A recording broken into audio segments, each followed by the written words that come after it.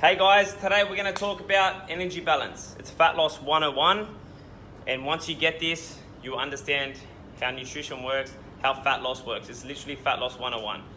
Alright, now energy balance. Imagine we've got a balancing beam. So we're going to draw that up.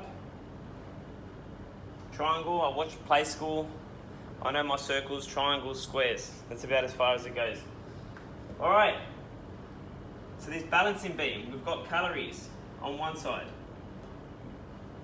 So that's the food we're consuming, calories we're consuming.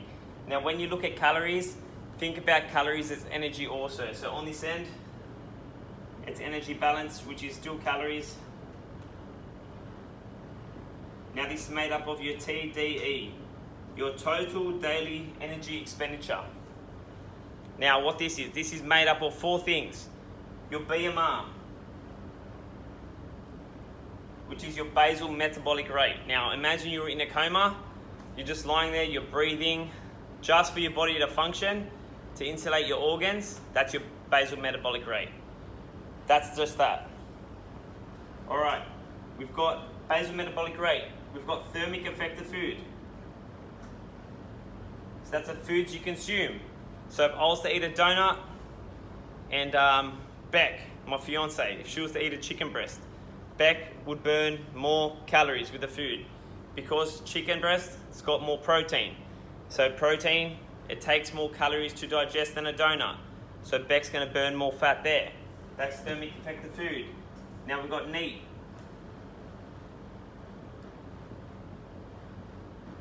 So NEAT is non-exercise activity thermogenesis. So that's like fidgeting. It's what I'm doing with my hands now.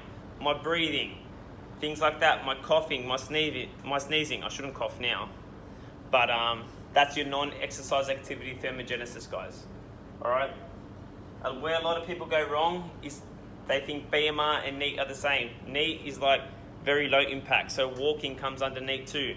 And then we've got exercise activity. That is my training program. So if I'm lifting, if I'm doing body weight workouts, if I'm doing, if I'm running outside, cardio, that comes under that. So all these four guys, that comes under my total daily energy expenditure. That is the energy I'm expending. So my movements, my day-to-day stuff, I'm ADD, 100 miles an hour. So I'm burning some calories now. I'm gonna get shredded. All right, now, let's say that I've been tracking my food, I found my maintenance, and I'm holding my body weight at 2,000 calories. So we've got 2,000 calories here. That's my set point. So my maintenance, my set point's here, that's 2,000 calories. Now, for me to lose weight here, I'm gonna pull 500 calories. So I'm gonna be eating 1,500 calories. What that means is I'm in a calorie deficit. So if I pull calories from here, as long as my exercise activity stays the same, so let's say a month ago, I'm training 5 days a week. I'm still training 5 days a week. I'm doing the same type of training. Nothing changes. The only thing that changes is I'm consuming less food. So I'm taking 500 calories from here. So if I pull 500 calories from here, the balancing beam's going down and we're losing weight. All right, guys? Now, where a lot of people go wrong here is with everything going on at the moment. Let's say a month ago, I was training 5 days a week. I'm eating 2,000 calories. This is if I was tracking my food. I'm maintaining my body weight. Now, with everything that's going on, let's say I just threw training in the garbage. I'm not training anymore. So I was training 5 days a week. I'm not training anymore. I'm still eating the same. So calories are the same, but I'm not training as much. So my energy and the energy surplus. So I'm not moving as much. I will now gain weight and I'll be down this end because I'm not moving as much. I'm not burning calories. Remember I said before, let's look at energy as calories too. Your movements, let's think about them as calories too. Some calories we eat, some calories we burn day to day. So that's why it's super important now, guys, that you guys know your numbers and really focus on your nutrition at the moment. Just like you know your numbers financially at the moment. A lot of people are diving into their finances. You know, superannuation, what's ScoMo saying? Guys, know your body's numbers. That's super important. So, energy balance. Yeah. So the only way, yes, hormones play a big part. Some people say, oh, look, my husband burns more fat than me. Yes, males are going to burn fat. We've got less going on. That's just the way it is, guys. I'm sorry, but it's fact. Women, obviously, they've got a lot of hormones going on. It's going to take you longer. Some males may have more problems, but naturally, males carry more muscle mass. That is the reason why it's easier for us to burn fat. Now, guys, so my set point's 2,000. Now, the only way I put on weight from here, if I eat more calories now. So if I eat more calories, let's say I'm eating 2,500 calories. That means the beam's going to go up. Even if my activity stays the same, I'm going to gain weight, guys. Now, the energy. One thing we need to understand, it is so much easier controlling the food coming in than burning. It's not like, all right, I train 5 times a day, I'm going to eat 4,000 calories there, because you will never win. Food will always win. What you do here, that's always going to matter more than the exercise. Exercise is super important, guys, but if you do not know your numbers, your calories coming in, it's just way too hard, guys. And trust me, I did it for so long. I used to argue with everyone, honestly. So much resistance trying to get me to track calories, because like, nah, man, you can't tell me to track calories. I'm getting lean. It's working.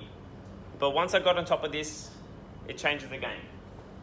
So that is the only way. Yes, if you got hormones, if you got thyroid problems, your maintenance might be 1,800. But there's no reason why we can't get you into a calorie deficit of even 1,400 calories in a safe manner. But now, where a lot of people go wrong here is, guys, let's say all's normal, we're at 2,000 calories. Let me rub this off for you. All right. Let's say I've been tracking. I'm at 2,000 calories.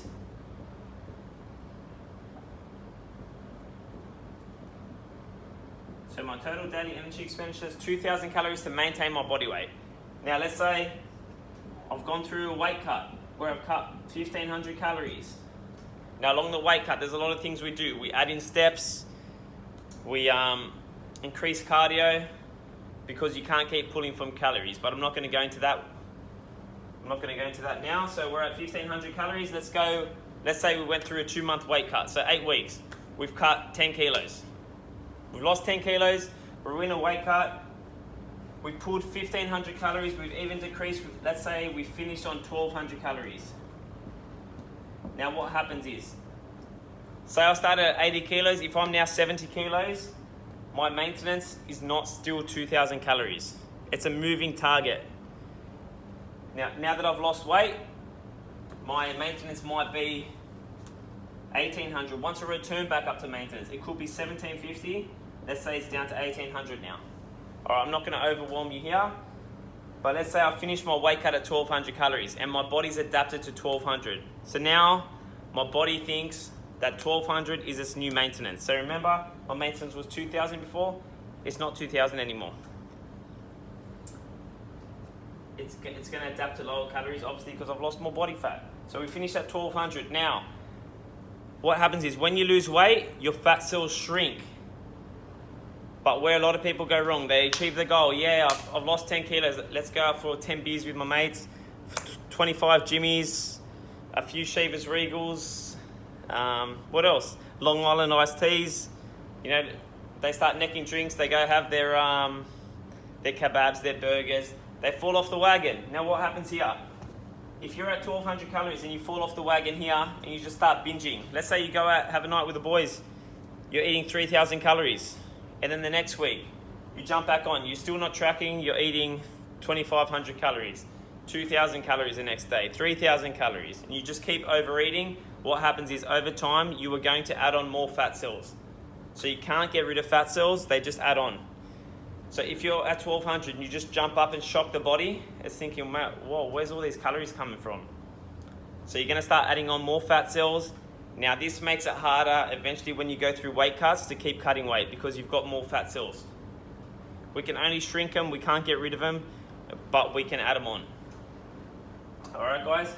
So what happens here? This is honestly the most important part of any diet. It's the exit strategy. It's the reverse diet. It's the diet after the diet. So we're at 1200. We're gonna try and jump back up to our set point, our maintenance, a safe zone for us. So we're gonna go say 1450. We're gonna add back 250 calories and try and build back our metabolism. And then week after week, every 2 weeks, we're gonna start adding 100, 200 calories until we get back up to our maintenance. Now, when you're increasing calories here, you should not gain weight. This is getting you safely out of a calorie deficit. Because let's face it, guys, a lot of people give us these 1200 calorie diets, 1600 calorie diets, 1800 calorie diets, but there's no exit strategy. So we go through the 6-week program, we lose this weight, and then we just binge. We jump off it, we add on fat cells, and we go, dieting's not for me. No, I can fix you. I can fix you guys. Trust me. It's because you've had the wrong plan. You've had no accountability after the 6 weeks. They just got you in, they took a photo, they put you on their gym wall. Now you're on that gym wall. They're running ads to it. They're getting more clients. They don't give a shit about you. That's the truth. Now, over time, reverse diet takes time, roughly 12 weeks. Once we get you back up, we're gonna work back up to our maintenance. We're gonna hang there for a bit. We're gonna repair everything, because remember, your body just wants to thrive and survive. It doesn't give a shit about abs, doesn't give a shit about being lean, doesn't give a shit about being in a bikini. It just wants to thrive and survive. That's why when you're lean, your body's not functioning how it should be. All right, guys? So once we get back up to maintenance, we're gonna stay there for a couple months. We're gonna repair everything, and then when all's good, the longer you can stay there, the better. Bikini competitors, bodybuilders, some of them stay there for 6 months. So we're gonna stay there for a bit, and then we're gonna go continue to cut more weight after. All right, guys? So that's just explaining Fat Loss 101. I know it was a lot to take in, but that's how it works, guys. You need to go through certain phases. So if you're just jumping on these delivered for you meals, and I know people that do them, but they're great, you know. Some are great, some aren't. Some just give you a set point of calories for 12 months. And that's what ruins you guys, because you've lost a bunch of weight, but you don't know how to get out of there. So the second you stop ordering, that's when you gain weight. You're adding on more fat cells, you're binging, you can't sustain it because you're not exiting the diet properly. All right, guys, hope this helps. Let me know if this makes sense. Let me know if you want more videos. I want to keep coming daily videos for you guys. So let me know if this helps. Thanks, guys.